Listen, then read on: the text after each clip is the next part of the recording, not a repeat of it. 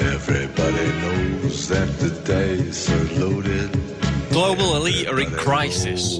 They're furious at being exposed. They want Americans disarmed, destitute and disengaged from caring about who is really running their lives in a completely illegal and undemocratic manner from behind closed doors. Now, Bilderberg and the march towards world government is an open conspiracy. It cannot continue in a veiled form. They have to put it out there in the open.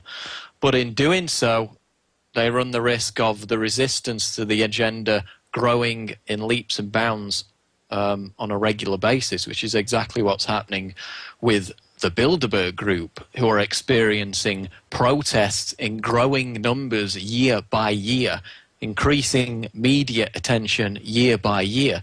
And they're upset about it. They're furious. We had the conversation overheard by the London Guardian journalist Charlie Skelton, who said that Bilderberg organisers were incensed at the fact that they were bullhorned in 2006 by Alex Jones, and that protesters still have an income, that's a direct quote, an income that enables them to travel to Bilderberg meetings on a yearly basis to protest the dirty deeds being done behind closed doors by these globalists who their own Bilderberg members now admit set policy.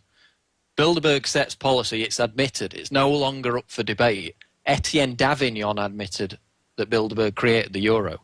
Now, NATO Secretary General, former NATO Secretary General Willy Claes, two-time Bilderberg member, former Foreign Affairs Minister for Belgium, admits on a Belgian radio station, Bilderberg does set policy.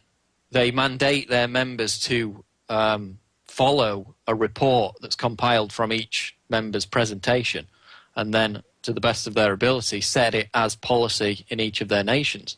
So there's no debate on it anymore. Chip Boulay, Ian Hollingshead, all these debunkers who have attempted to claim that people who think that powerful people might get together and scheme in an anti-democratic way to increase their power are Looney Tunes. Well, that's completely been proven inaccurate. And these people have a lot of explaining to do, because you can no longer excuse them by using ignorance. I mean, this stuff's out in the open. Either they're really shoddy researchers or they're being paid to lie by the organisations that fund them, like the Ford Foundation that funds the group that Chip Boulay works for. So we know Bilderberg now is an open conspiracy. We know that their agenda is a post-industrial revolution. They want high unemployment, high taxes.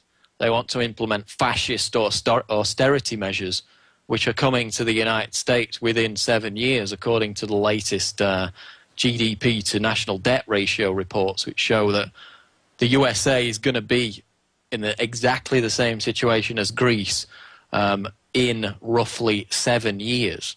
So will we see the kind of riots on the streets that we saw in Greece and continue to happen around the world?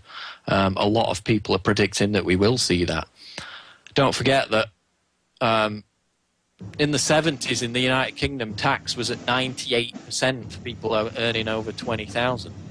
So there's going to be a lot of strife to come, and it just remains to be seen how far they will push this fascist austerity agenda and how the American people will react. But for sure, the globalists are in crisis. The American people are rising in revolt against it, and that, as Alex Jones said in his video the other day, has the globalists running scared. And patriots should be popping champagne corks in recognition of what we've achieved and the long march to freedom in the future.